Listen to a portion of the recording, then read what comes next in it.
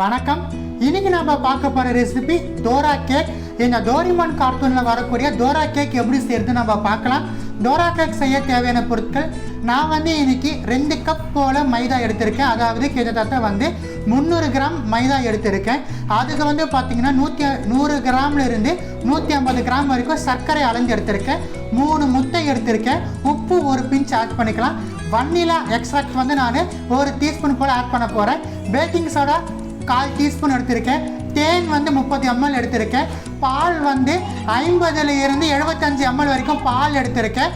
Chocolate spread எடுத்திருக்கேன். So இதை வச்சுட்டு நம்ம ரொம்ப சுவையான டோரா கேக் செய்யலாம். ஸோ ஒரு பவுல் எடுத்திருக்கேன். நம்ம பேன் கேக்கான பேட்டர் ரெடி பண்ணிடலாம். மாவு அதுக்கு நம்ம எடுத்து வச்சிருக்கிற 3 முட்டையை நம்ம உடச்சி ஆட் பண்ணிக்கலாம்.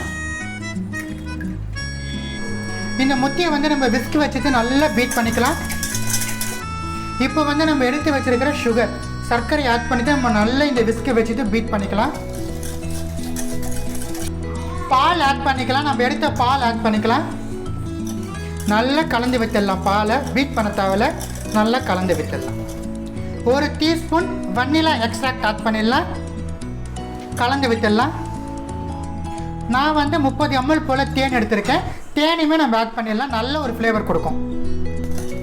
கலந்து விட்டுடலாம். நம்ம எடுத்திருக்கிற மைதாவை சேர்த்துடலாம்.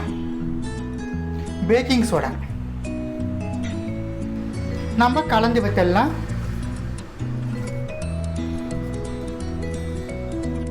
பிஞ்ச் ஆஃப் சால்ட் ஆட் பண்ணிக்கலாம். சால்ட் ஆட் பண்ணிட்டு நல்லா கலந்து விட்டுடலாம். இது பாருங்க, பேட்டருடைய கன்சிஸ்டன்சி நான் காட்டுறேன். நம்மளுக்கு இந்த கன்சிஸ்டன்சியில் இருக்கணும். அதாவது பேட்டர் ரொம்ப திக்காகவும் இருக்கக்கூடாது, ரொம்ப வாட்டரியாகவும் இருக்கக்கூடாது. ரெண்டுத்துக்கும் இன்பிட்வீன் கேப்பில் இருக்கணும். பேனில் விட்டால் நம்மளுக்கு ஸ்டடியாக நிற்கணும். இந்த கன்சிஸ்டன்சியில் இருக்க சொல்ல நம்ம பேனில் விட ஆரம்பிச்சிடலாம். இங்கே பாருங்கள், பேன் பற்ற வச்சுட்டேன். பேன் நம்மளுக்கு மிதமான தீயில் இருக்கணும். அதே நேரத்தில் சிம்மில் வச்சுருக்கணும். இந்த நேரத்தில் நம்ம ரெடி பண்ணி வச்சுருக்கிற கேக் பேட்டர் ஸோ ஜஸ்ட் ஒரு கரண்டி ஆட் பண்ணுறேன். நான்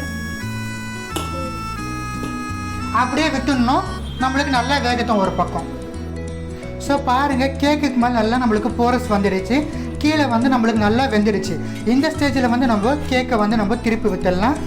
ஸோ இந்த கலருக்கு வரணும். நம்மளுக்கு இந்த பக்கமாக நம்மளுக்கு மிதமான தீயில் நம்மளுக்கு வேகணும். இந்த கேக் இன்ஸ்டண்ட்டாக 2 மினிட்ஸில் நம்ம செஞ்சு எடுத்துடலாம் டோரா கேக்ஸ் எல்லாம். ஸோ இந்த பக்கம் நல்லா வெந்துடுச்சு. நம்ம எடுத்து ஒரு பிளேட்டுக்கு ட்ரான்ஸ்ஃபர் பண்ணிடலாம். இதே போல் நம்ம இருக்கிற எல்லா பாத்திரமே கேக் செட் பண்ணிடலாம். அதுக்கப்புறமா நம்ம ஃபர்தர் ப்ராசஸை பார்க்கலாம். ஸோ பாருங்கள், இதே போல் நம்ம இன்னொரு கேக் விட்டுடலாம். இந்த பக்கம் நம்மளுக்கு நல்லா வெந்துடுச்சு. இப்போ நம்ம இந்த கேக்கை திருப்பி விட்டுடலாம். ஸோ வெந்துடுச்சு, எடுத்துடலாம். இதே போல் நம்ம ரிமைனிங் பாத்திரையை நம்ம ஃபில் பண்ணிடலாம். ஸோ பாருங்கள், நான் கேக்கை ஃப்ரை பண்ணி எடுத்திருக்கேன்.